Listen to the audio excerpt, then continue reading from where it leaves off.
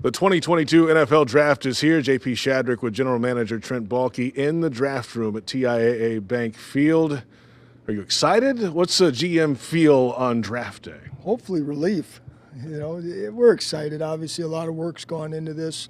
Scouting staff, personnel staff put in a lot of time, and here we are, on the eve of the pick, and I think I know we're prepared for it. Take us through your checklist on draft day. What all do you do? What's your routine? You've done this a number of times, obviously, in San Francisco, and now your second time here. What's your checklist?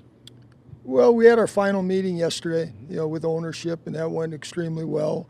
Now it's just waiting for the 8 o'clock to come here. Usually what I do now is I'll get away from it. I'll take my run. I'm going to go on a nice long run here, get my mind right, and then come back, try to be in the building around 5 o'clock and get ready for 8 o'clock.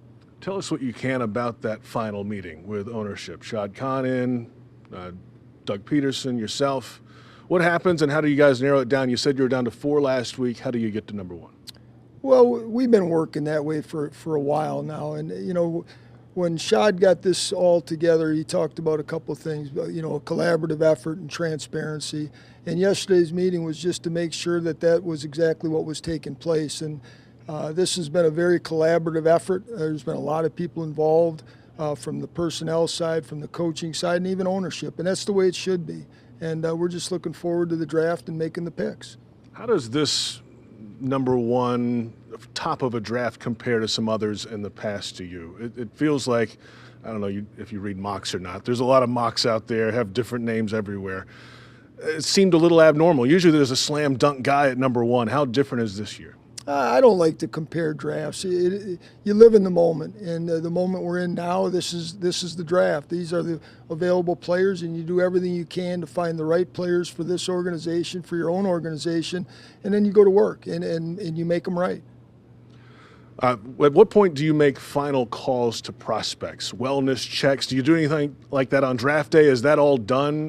Have you put a bow on this thing? Yeah, the scouts, that's what they've been working on the early part of this week, is calling all the agents, calling all the prospects on the board, making sure we verified their phone numbers and that they're healthy and ready to go. Finally, 12 picks over 3 days.